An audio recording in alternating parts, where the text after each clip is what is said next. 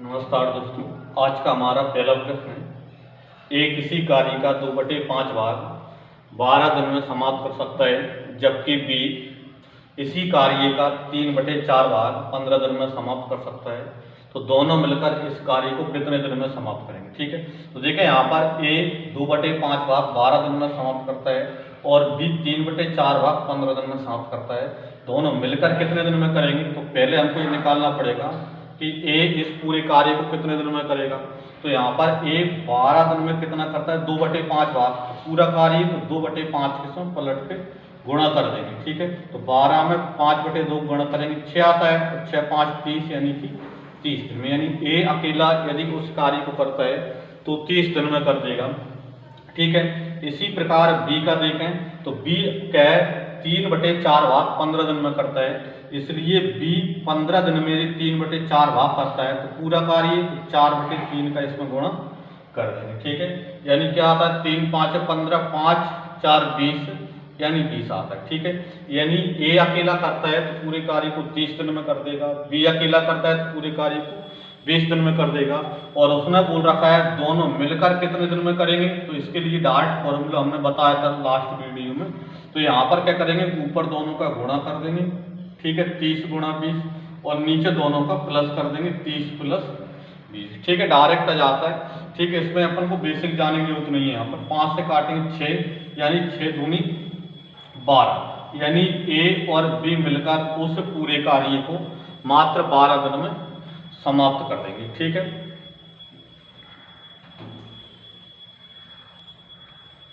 देखिए अगला प्रश्न है, ए की कार्य क्षमता बी से दुगनी है, अतः किसी कार्य को पूरा करने में ए बी से 10 दिन कम लेता है।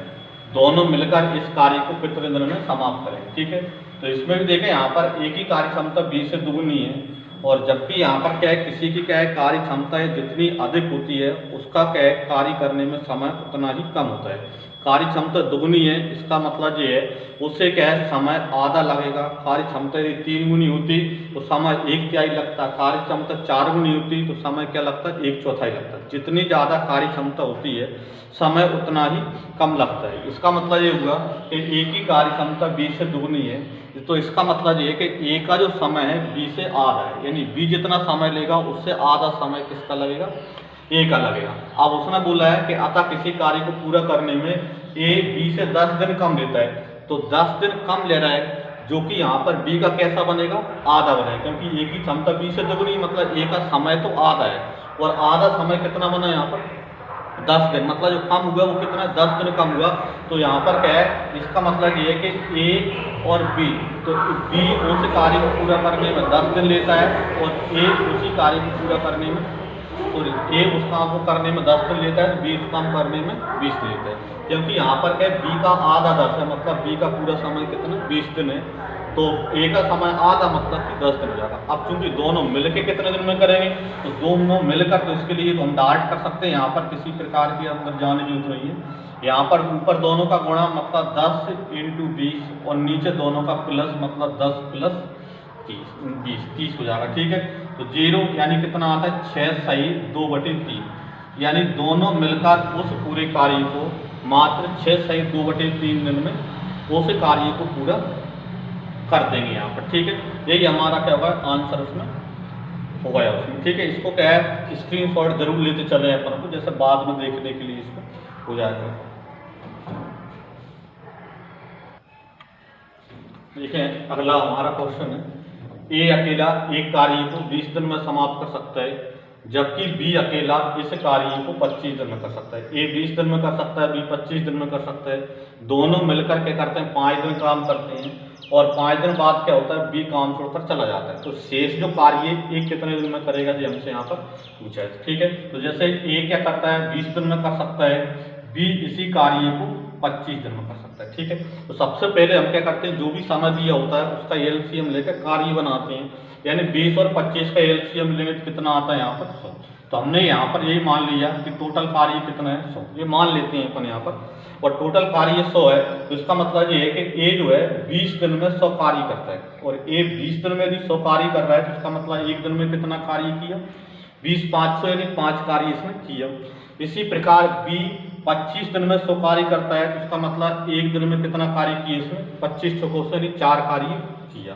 फिर उसके बाद उसने बोल रखा है आगे बढ़े उसके अनुसार, तो उसने बोला है कि दोनों मिलकर 5 दिन काम करते हैं और दोनों मिलकर काम करते हैं, तो 5 और 4 9 यानी एक दिन में दोनों कितना काम करेंगे 9 काम करेंगे, और एक दिन में दोनों 9 काम करेंगे तो 5 दिन में तो 9 5 45 कार्य कर देंगे।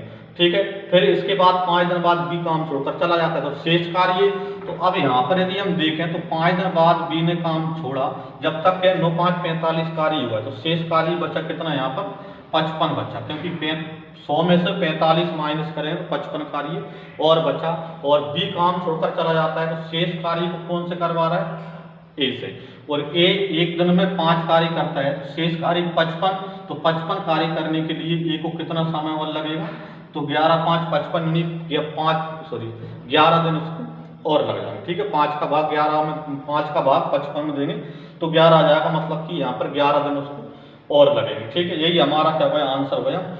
तो दोनों मिलकर क्या है एक दिन में क्या 9 काम करते हैं, तो दोनों ने 5 दिन किए, तो 9 5 45 कार्य हो गए, और 45 हो गए तो शेष बचा 55 कार्य, और 55 कार्य किससे करा रहा है ए से, तो एक दिन में 5 कार्य करता है, तो 55 कार्य करने के लिए उसको कितने दिन चाहिए 11 दिन और चाहिए उसमें। ठीक है,